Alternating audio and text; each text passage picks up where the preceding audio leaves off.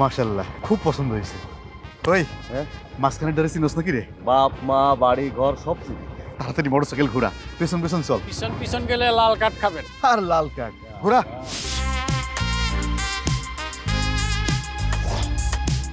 এই যে সামিরের আব্বা, একজনের সাথে পরিচয় করায় দেই। আমার মামা তো ভাই, বহু বছর ধরে কাতার থাকে, সহায় সম্পত্তি মাশাআল্লাহ খারাপ না। দেশে আইছে বিয়া করতে। ভাইজান সালাম দাও। মুরব্বী, আসসালামু আলাইকুম। মুরব্বী, কিছু মনে করবেন না, আপনার মায়ের আমার খুব পছন্দ হয়েছে। দু এক দিনের মধ্যে আপনার বাড়িতে বিয়ের প্রস্তাব নিয়ে আসবো। বিয়েতে আমার কোনো দাবি দেওয়া নাই, আল্লাহ আমারে অনেক দিছে। তুমি কে বাবা? আমি তো কিছুই বুঝতে পারতেছি না। রোহি, চল। আরে আরে,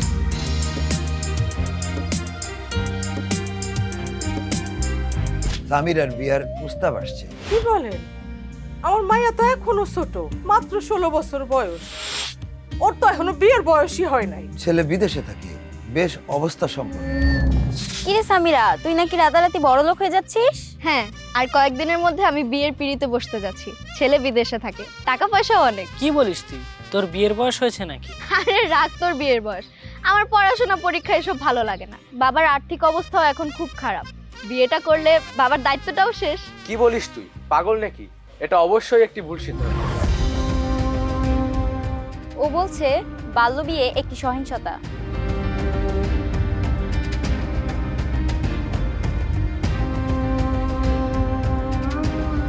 বাল্যবিয়ে একটি ছেলে বা মেয়ের জীবনকে ধ্বংস করে দেয়।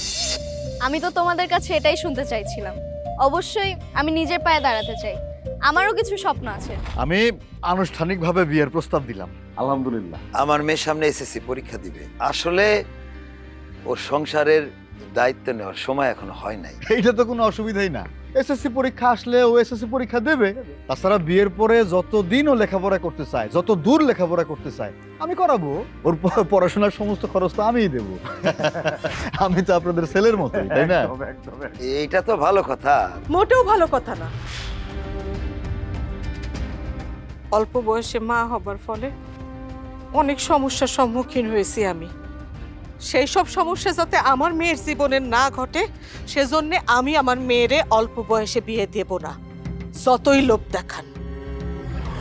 চলো আমরা করি প্রতিবাদ, বাল্যবিবাহ বন্ধে তুলি লাল কার্ড।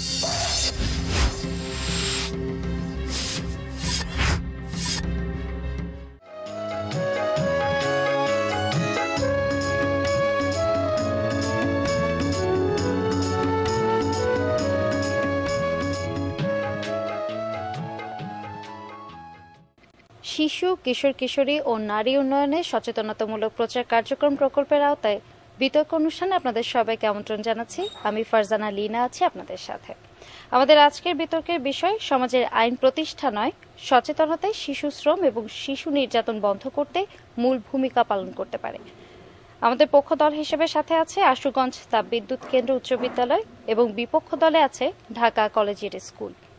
আমাদের পক্ষ দলের বক্তারা হলেন উম্মে সামিয়া, সিলভিয়া অর্পা এবং দলনেতা ফাতিন হাসনাত।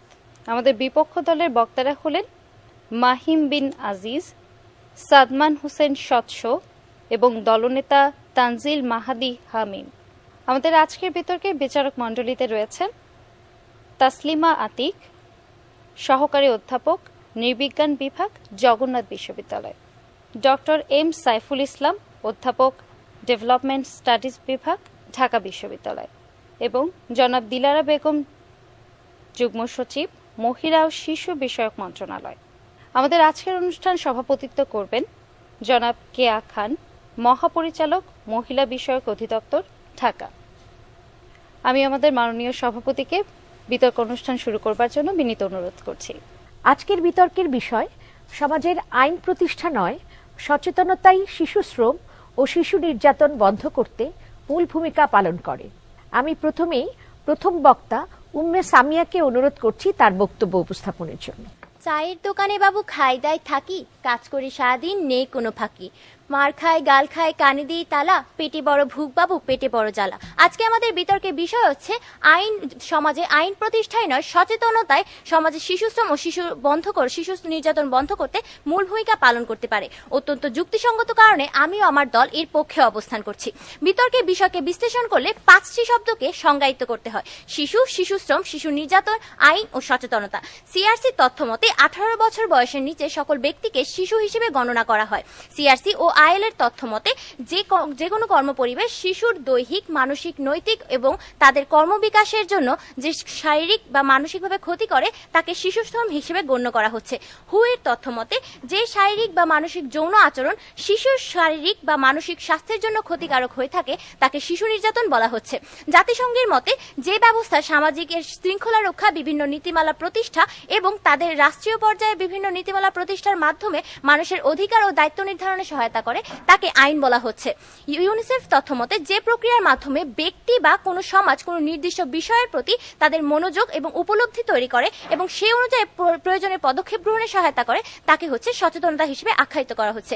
মাননীয় সভাপতি, শিশুশ্রম বা শিশু নির্যাতন বন্ধ করতে আইন কিছুটা হলেও তাদের পদক্ষেপ গ্রহণ করে এবং সেখানে কিছুটা দমনের সহায়তা করে, কিন্তু সচেতনতা প্রয়োগ এবং বৃদ্ধি তা মোকাবেলা করতে বেশি কার্যকর হয়ে থাকে। সচেতনতা শুধু আমাদের অধিকার ও দায়িত্ব সম্পর্কেই জানায় না, বরং এটি আমাদের সামাজিক উন্নয়ন, কল্যাণ এবং নিরাপত্তা নিশ্চিতের জন্য গুরুত্বপূর্ণ ভূমিকা পালন করে থাকে। সচেতনতা তৈরি না হলে আইন শুধুমাত্র আইন বা কাগজে কলমে সীমাবদ্ধ থাকে, যেখানে আইনকে উচিত ছিল কাগজে কলমে সীমাবদ্ধ না থেকে যথোপযুক্ত প্রয়োজন হওয়া বা প্রয়োগ করা, যেখানে বাস্তবিক প্রয়োগে এর জন্য কোনো প্রভাবই থাকে না, শুধুমাত্র সচেতনতা থাকা। প্রতিপক্ষ দলের কাছে প্রশ্ন হচ্ছে, যেখানে আইনের অপরাধ ঠেকাতে আইন থেকে সচেতনতাকেই গুরুত্বপূর্ণ মনে করছে, সেখানে আপনারা এমন কোনো তথ্যসূত্র দেখাতে পারবে যেখানে তারা বলেছে সচেতনতা থেকেও গুরুত্বপূর্ণ আইন প্রতিষ্ঠা? আশা করছি উত্তর দিয়ে যাবেন। আইনের বিবর্তনবাদী তথ্য অনুযায়ী ইতিহাসের শুরুতে মৌলিক নৈতিকতার ধারণা এবং আচরণের সচেতনতায় পরে আইনে রূপান্তরিত হচ্ছে। যেখানে আইন বা সচেতনতার উপর ভিত্তি করে আইন প্রতিষ্ঠিত হয়েছে, সেখানে আপনারা কিসের ভিত্তিতে প্রমাণ করতে চাইবেন যে সচেতনতা বাদে আইন প্রতিষ্ঠার মাধ্যমে শিশুশ্রম ও শিশু নির্যাতন বন্ধে মূল ভূমিকা পালন করতে পারে? আশা করছি উত্তর দিয়ে যাবেন। আইন একটি মাধ্যম হতে পারে, কিন্তু মানুষের মন পরিবর্তন করতে পারে শুধুমাত্র সচেতনতা। তাই আমি বলতে চাই, সচেতনতা শুধু শিশুশ্রম ও শিশু নির্যাতন বন্ধ করতে মূল ভূমিকা পালন করে না, বরং এটি দমনের জন্য মানুষকে উদ্বুদ্ধ করে থাকে। ধন্যবাদ সকলকে। ধন্যবাদ। এবারে বিপক্ষে বক্তব্য উপস্থাপন করার জন্য আমন্ত্রণ জানাচ্ছি ঢাকা কলেজিয়েট স্কুলের প্রথম বক্তা মাহিম বিন আজিজকে। আজকের আলোচ্য মোশন সচেতনতায় শিশুশ্রম ও শিশু নির্যাতন বন্ধ করতে মূল ভূমিকা পালন করতে পারে, এর বিপক্ষে আমাদের দল অবস্থান করছে। আমরা দৃঢ়ভাবে বিশ্বাস করি যে শুধুমাত্র সচেতনতা নয়, আইন প্রয়োগই এই সমস্যাগুলো সমাধানের প্রধান উপায়। সচেতনতা হলো মানুষকে কোনো বিষয়ে জানানো এবং বুঝতে সাহায্য করা, যা একটি দীর্ঘমেয়াদী প্রক্রিয়া। অনেক সময় মানুষ সচেতন হলেও দরিদ্রতা বা অন্য পরিস্থিতির শিকার হয়েও শিশুদের কর্মে পাঠায়। এক্ষেত্রে শিশুরা মালিকের নিকট হতে নির্যাতনের শিকার হয়। আইন হচ্ছে মানুষকে সুষ্ঠু, স্বাধীন এবং সুশৃঙ্খলভাবে জীবন পরিচালনার জন্য যে নিয়ম কানুন তৈরি করে এবং প্রয়োগ করা হয় তাকেই বলা হয় আইন, যার অর্থ স্থির, অপরিবর্তনীয় এবং যা সর্বত্র সমানভাবে প্রযোজ্য, যা একটি সুনির্দিষ্ট কাঠামো এবং সকল নিয়ম তা সমর্থন করে, যার অন্তরায় দেশের সংবিধান, যার মধ্যে অনেক সময় অন্তর্গত হয়ে যায় বিভিন্ন আন্তর্জাতিক চুক্তির নীতিমালা। মাননীয় সভাপতি, উদাহরণস্বরূপ শিশুশ্রমের বিষয়ে মানুষ সচেতন হতে পারে, কিন্তু অর্থনৈতিক চাপ বা আইনের সঠিক প্রয়োগ বা ব্যবস্থা না থাকায় অনেকেই এটি বন্ধ করতে ব্যর্থ হয়। ইউনিসেফের 2023 সালের গবেষণায় দেখা গেছে, কেবলমাত্র সচেতনতার প্রচার চালিয়ে 80% শিশুশ্রম বন্ধ করা যায়নি, কারণ তারা দরিদ্রের শিকার এবং নিয়োগকর্তারা সচেতনতার বার্তা উপেক্ষা করেছিল। শুধু সচেতনতা প্রচারই যথেষ্ট নয়, ইউনিসেফ এবং ব্রাক এর মতো সংস্থাগুলি আইন প্রয়োগের সাথে কাজ করে শিশুশ্রম বন্ধে উল্লেখযোগ্য সাফল্য অর্জন করেছে। সচেতনতা একটি দীর্ঘমেয়াদী প্রক্রিয়া, যা মানুষকে বুঝতে সহায়তার মাধ্যমে কোনো কিছু বন্ধ করতে পুরোপুরি সাহায্য করতে পারে না। আইন একটি বাধ্যবাধকতা, যা সবার জন্য নির্ধারিত। আইন সবার জন্য এক এবং সবাই এটি মানতে বাধ্য। এক্ষেত্রে 2013 সালে শিশু আইন আমাদের দেখায় যে শিশুরা কেবল সচেতনতা প্রচারের মাধ্যমে সুরক্ষিত থাকে না, এটি কার্যকর করতে আইনের কড়া প্রয়োগ প্রয়োজন। উদাহরণস্বরূপ, এই আইনের অধীনে শিশু নির্যাতনের জন্য কয়েকটি পরিবারকে শাস্তি দেওয়া হয়েছে, যেখানে অন্যদের জন্য সতর্কবার্তা হিসেবে কাজ করেছিল। ধন্যবাদ মাননীয় সভাপতিকে, ধন্যবাদ সকলকে। এবারে আশুগঞ্জ তাপবিদ্যুৎ কেন্দ্র উচ্চ বিদ্যালয়ের দ্বিতীয় বক্তা সিলভিয়া অর্পাকে অনুরোধ করছি তার বক্তব্য উপস্থাপনের জন্য। শ্রম আইনে শিশুর পরিশ্রম মানা আইন আছে প্রয়োগ নিয়ে এটা সবারই জানা। বিতর্ক চলছে এবং আমাদের আজকের বিতর্কের বিষয় নির্ধারণ করা হয়েছে সমাজে আইন প্রতিষ্ঠান সচেতনতায় শিশু শ্রম ও শিশু নির্যাতন বন্ধ করতে মূল ভূমিকা পালন করে। মাননীয় সভাপতি আজ প্রতিপক্ষ দলের প্রথম বক্তা আমাদের দেওয়া সংখ্যাটিকে পুনঃসংজ্ঞান করেছেন। আবার তিনি আমাদের সাথে মত পোষণ করেছেন যে প্রথমত দরিদ্র এবং অজ্ঞতা সম্পন্ন পরিবারগুলো শিশুদের কাজ করতে বাধ্য করে। তিনি আমাদের সাথে মত পোষণ করেছেন, কোনো দ্বিমত পোষণ করেননি, কারণ তার দরিদ্র পরিবারগুলো জীবিকা নির্বাহের জন্য বিকল্প পথ খুঁজে পায় না। মাননীয় সভাপতি আজ শিশু শ্রমের মূল কারণ যদি হয় দারিদ্রতা, তবে আইন প্রয়োগের মাধ্যমে কিভাবে দরিদ্র পরিবারগুলোকে সাহায্য করা সম্ভব? প্রশ্ন হলো প্রতিপক্ষ দলের কাছে, আশা করি উত্তর দিয়ে যাবেন। মাননীয় সভাপতি এখনো পর্যন্ত অনেক অভিভাবক জানেন না যে শিশুদের শিক্ষার বদলে কাজ করতে বাধ্য করা তাদের মৌলিক অধিকার লঙ্ঘন। মাননীয় সভাপতি, যেখানে এখনো পর্যন্ত অনেক এলাকার মানুষ আইন সম্পর্কে জানে না, সেখানে আইন প্রয়োগের মাধ্যমে কিভাবে শিশু শ্রম বন্ধ করা সম্ভব? প্রশ্ন হলো প্রতিপক্ষ দলের কাছে, আশা করি উত্তর দিয়ে যাবেন। মাননীয় সভাপতি, দরিদ্রতার কারণে শিক্ষানতা যে কতটা ভয়ঙ্কর রূপ ধারণ করতে পারে সেটা আমরা দক্ষিণ সুদানের দিকে তাকালে দেখতে পাই। মাননীয় সভাপতি, ডিএনটির এক প্রতিবেদনের অনুযায়ী দক্ষিণ সুদানের আনুমানিক 73% শিশু এখনো পর্যন্ত প্রাথমিক প্রতিষ্ঠানে গণ্ডিতে পৌঁছাতেই পারেনি। বিজ্ঞ প্রতিপক্ষ, এই সমস্যার মূল কারণকে জানেন? বিজ্ঞ প্রতিপক্ষ, এই সমস্যার মূল কারণ হলো দারিদ্রতা। মাননীয় সভাপতি, আজ যখন একটি শিশু অঙ্কুরে বিন্যাস যাচ্ছে শুধুমাত্র দারিদ্রতার কারণে, সেখানে প্রতিপক্ষ দল কিভাবে বলতে পারে সচেতনতা ছাড়া আইনে গুরুত্বপূর্ণ ভূমিকা পালন করে? মাননীয় সভাপতি, আমাদের প্রতিপক্ষ দল হয়তো বিশ্বাস করেন যে শুধু কাগজে কলমে আইন লিখলে সেটি বাস্তবায়ন হয়ে যায়। মাননীয় সভাপতি, বাংলাদেশের শিশু শ্রম ও শিশু নির্যাতন সম্পর্কে অসংখ্য আইন রয়েছে, যেমন শিশু অধিকার সুরক্ষা আইন 2013, শ্রম আইন 2006 এবং পেনাল কোড। আমাদের দেশে আইনে বলা আছে শিশু শ্রম নিষিদ্ধ, শিশু নির্যাতন শাস্তিযোগ্য অপরাধ। কিন্তু প্রশ্ন হলো আইনগুলো কতটা কার্যকর? মাননীয় সভাপতি, পুলিশ প্রশাসন ও আদালতের মধ্যে সমন্বয়ের অভাবের কারণে আইনগুলো কার্যকর হয় না। মাননীয় সভাপতি, প্রতিপক্ষের যুক্তি শুনে মনে হচ্ছে তারা শিশু শ্রমের কারণটিকে এমন সহজভাবে নিয়েছে যে সেটি একটি ভিডিও গেম খেলার মতো, যা একটি বাটন চিপলে শেষ হয়ে যাবে। মাননীয় সভাপতি, বাংলাদেশে যেখানে আইন আছে প্রয়োগ নেই, সেখানে শুধুমাত্র আইনের উপর নির্ভর করে কোনোভাবে শিশু শ্রম বন্ধ করা সম্ভব নয়। মাননীয় সভাপতি, আমরা যদি এসে উন্নত রাষ্ট্রগুলোর সঙ্গে বাংলাদেশের শিশু শ্রমিকের সংখ্যা তুলনা করি, তাহলে আমরা দেখতে পাবো যে নেপালের শিশু শ্রমিকের হার 17 লাখ, পাকিস্তানে 20 লাখ এবং শ্রীলঙ্কায় 1 লাখ, জাপান, দক্ষিণ কোরিয়া এবং সিঙ্গাপুরে 0%। কিন্তু হতাশার ব্যাপার হচ্ছে বাংলাদেশের সেই সংখ্যা 50 লাখ। তথ্যসূত্র ইউনিসেফ এবং ILO 2021। মাননীয় সভাপতি, প্রতিপক্ষ দল আজকে এতটাই আত্মবিশ্বাসী যে তাদের মতে সচেতনতা কোনো কাজই করে না, অথচ তার নিজেরা আছে সচেতনতার মাধ্যমে আমাদেরকে ভুল প্রমাণ করার চেষ্টা করছেন। মাননীয় সভাপতি, ইউনিসেফ এবং ILO তথ্য অনুসারে 2000 সাল থেকে সামাজিক যোগাযোগ সচেতনতা বৃদ্ধির মাধ্যমে শিশু শ্রম এবং শিশু নির্যাতন 35% কমে আনা সম্ভব হয়েছে। মাননীয় সভাপতি, এসব কার্যক্রমে আইন নয়, সচেতনতার মূল চালিকা শক্তি হিসেবে কাজ করেছে। মাননীয় সভাপতি, আইন যদি সব সমস্যার সমাধান হতো তাহলে পৃথিবীতে কোনো সমস্যাই থাকতো না। মাননীয় সভাপতি, সচেতনতা বৃদ্ধি পারে শিশু শ্রম ও শিশু নির্যাতন বন্ধ করতে, আইন নয়। পরিশেষে বলতে চাই, সরকারি নীতির একই অবনতি, শিশু শ্রম আজও অবিরত, আর কত অকালে ঝরে পড়বে দেশেরই নবাগত। ধন্যবাদ মাননীয় সভাপতি, ধন্যবাদ প্রতিপক্ষ বন্ধু। এবারে বিতর্কের বিষয়ের বিপক্ষে বক্তব্য উপস্থাপনের জন্য দ্বিতীয় বক্তা সাদমান হোসেন স্বচ্ছকে অনুরোধ করছি তার বক্তব্য উপস্থাপনের জন্য। শুনবে কে সেই নীরব কণ্ঠ, শিশুর কান্না, যন্ত্রণার সঙ্গ, সচেতনতা ডাকে কিন্তু আইনি করে দিক শীত, শুধু আইনি দেয় মুক্তির মন্ত্র সঠিক। মাননীয় সভাপতি, আজকের মোশন হলো সমাজের আইন প্রতিষ্ঠা নয়, সচেতনতায় শিশু শ্রম ও শিশু নির্যাতন বন্ধ করতে মূল ভূমিকা পালন করতে পারে, যার বিপরীতে আমি আমার দল দৃঢ়ভাবে অবস্থান নিচ্ছি। আমার প্রতিপক্ষের অন্যতম একটি প্রশ্ন হচ্ছে গিয়ে, আইন সম্পর্কে অনেকে তো জানেই না, তখন তারা কি করবে? ILOর তথ্য মতে আইন ছাড়া শিশু শ্রম বন্ধ অসম্ভব। উদাহরণস্বরূপ ল্যাটিন আমেরিকায় এরকম শিশু শ্রমের বিরুদ্ধে কঠোর অবস্থান নেওয়ার কারণে সেখানে শিশু শ্রম বন্ধ করা সম্ভব হয়েছে, যেখানে আমরা জানি যে ল্যাটিন আমেরিকা অনেকভাবে বিভিন্নভাবে অনৈতিক কাজের সাথে জড়িত, কিন্তু সেখানে যদি এখানে আইন না থাকতো সেখানে জড়িত সম্ভব হতো না। এছাড়াও আমরা আমাদের অপোনেন্ট একটি বলেছেন যে দক্ষিণ সুদানের উদাহরণ, কিন্তু আমরা জানি যে সেখানে বর্তমানে গৃহযুদ্ধ চলছে। মানে গৃহযুদ্ধের জায়গায় যদি আমরা দৃঢ়ভাবে অবস্থান নেই আইনের সাহায্যে, সেখানে কোনো মতেই সম্ভব নয়, কারণ সেখানে সচেতনতা আপনি কত পরিমাণে ছড়াতে পারবেন, কারণ সেখানে তো আপনাকে জোর করে সেখানে প্রয়োগ করতে হবে। এছাড়াও ইউনিসেফের আরেকটি রিপোর্ট মধ্যে দেখা গেছে কঠোর আইন কার্যকরের পর শিশুদের ঘটনা উল্লেখযোগ্যভাবে হ্রাস পেয়েছে। আইন একটি সাংগঠনিক কাঠামো যা অপরাধীদের নিয়ন্ত্রণ করতে বাধ্য করে, অন্যদিকে সচেতনতা মূলত একটি প্রভাব যা শুধুমাত্র তাদের নৈতিক দিককে প্রভাবিত করে।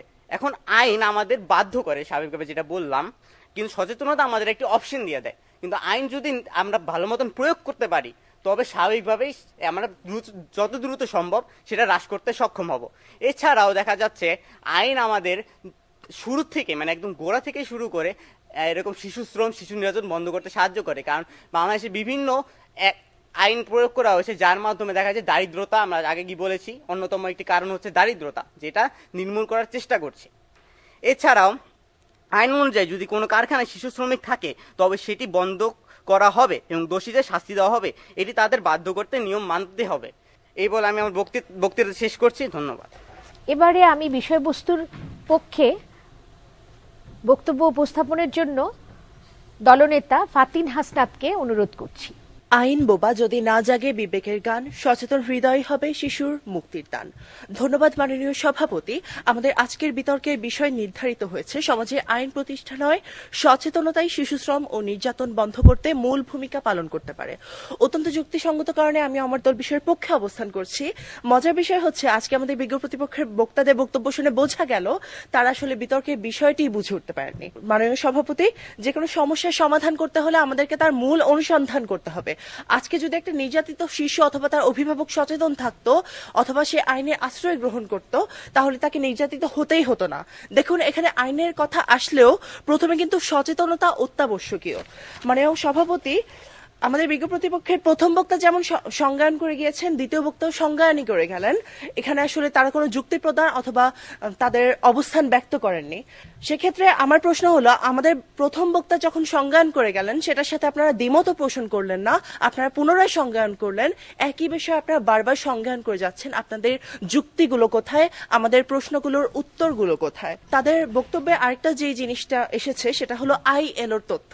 মাননীয় সভাপতি, আমরা কিন্তু আসলে তাদের কোনো তথ্যই সমর্থন করতে পারছি না, কারণ ইন্টারন্যাশনাল লেবার অর্গানাইজেশন এর অফিসিয়াল ওয়েবসাইটের মতে এই পর্যন্ত তারা ৩,৩60টা প্রতিবেদন উপস্থাপন করেছে শিশুশ্রম ও নির্যাতন নিয়ে, যার মধ্যে ৭২টা হলো ২০২১ সালের।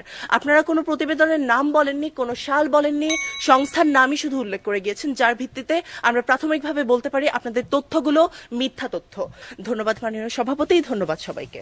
এবারে বিষয়বস্তুর বিপক্ষে বক্তব্য উপস্থাপনের জন্য দলনেতা তানজিল মাহাদি হামিমকে অনুরোধ করছি।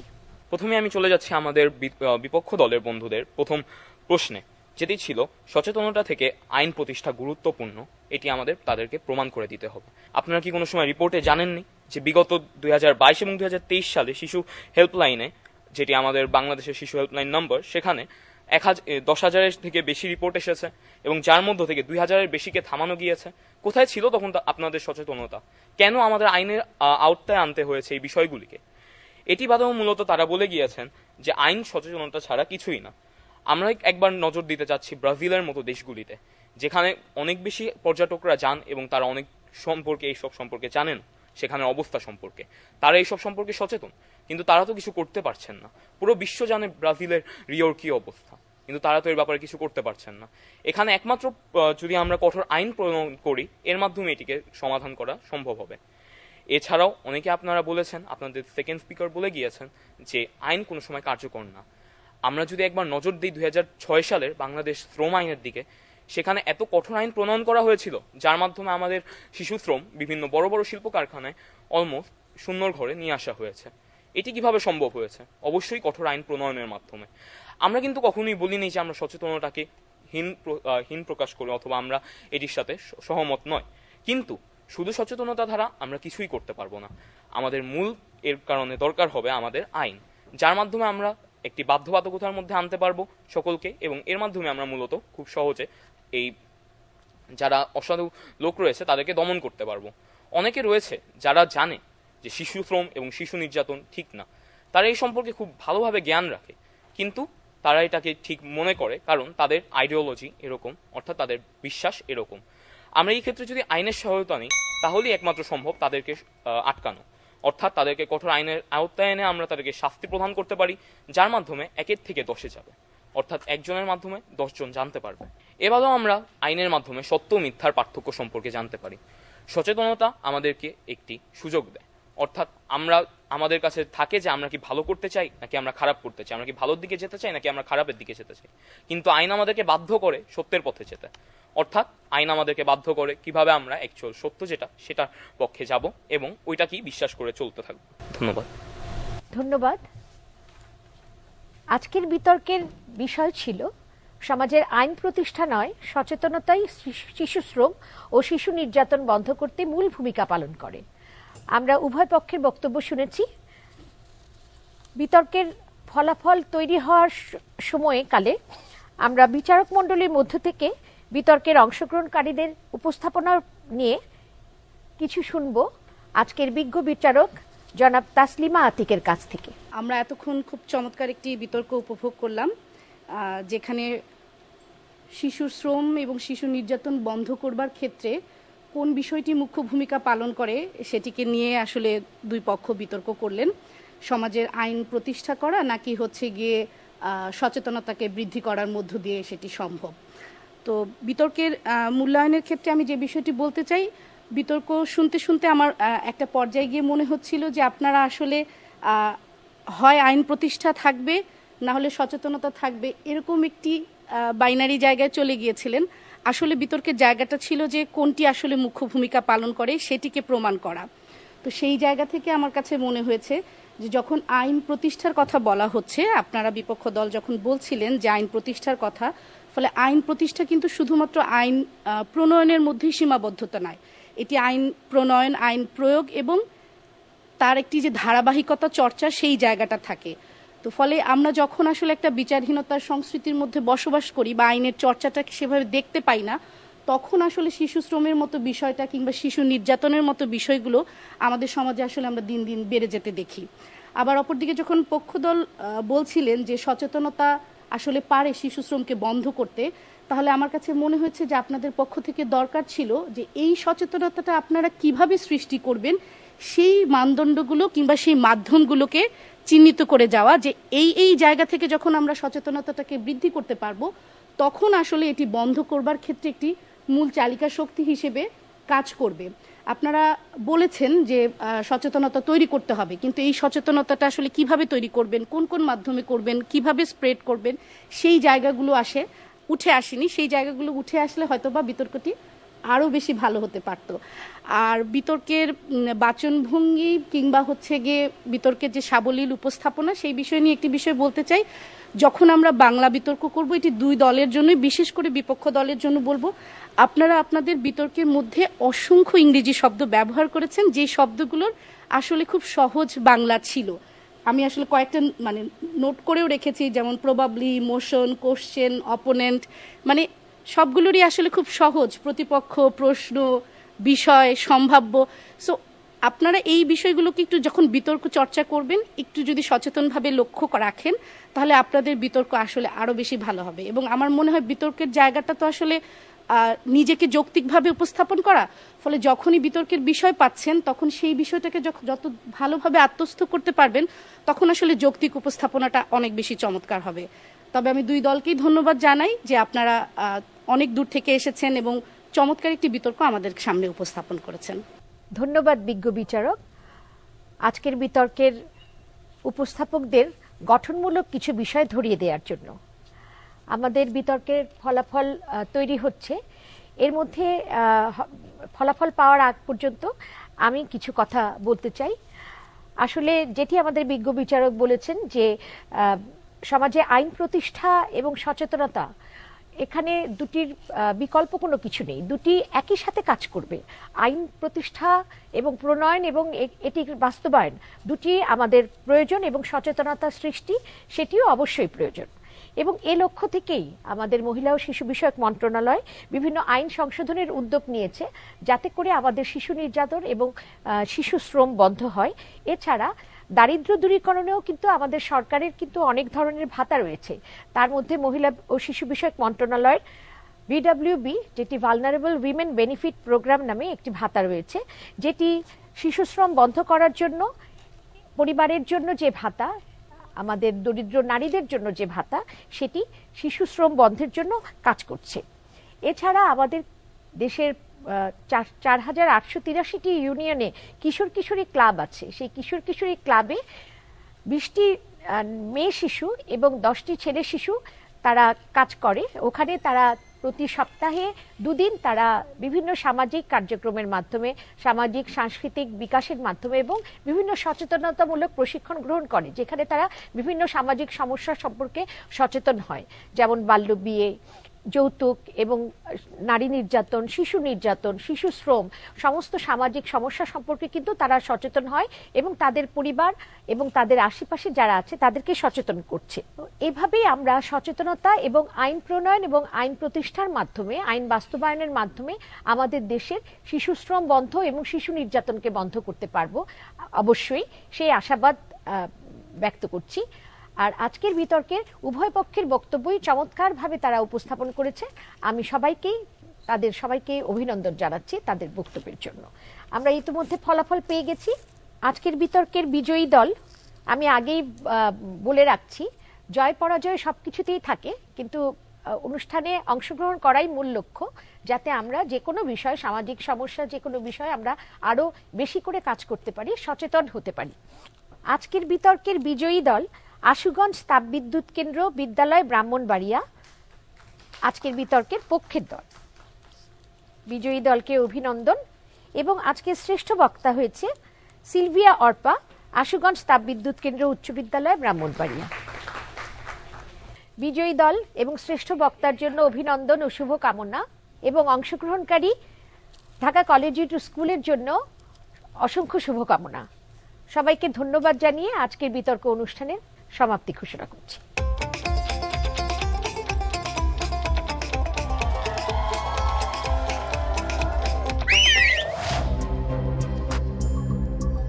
চাচা, কোন রকম ফাউল হবে না। মা, মা,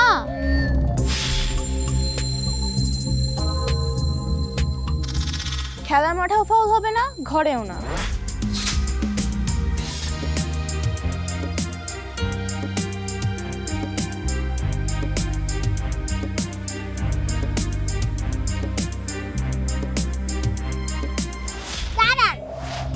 বাবা,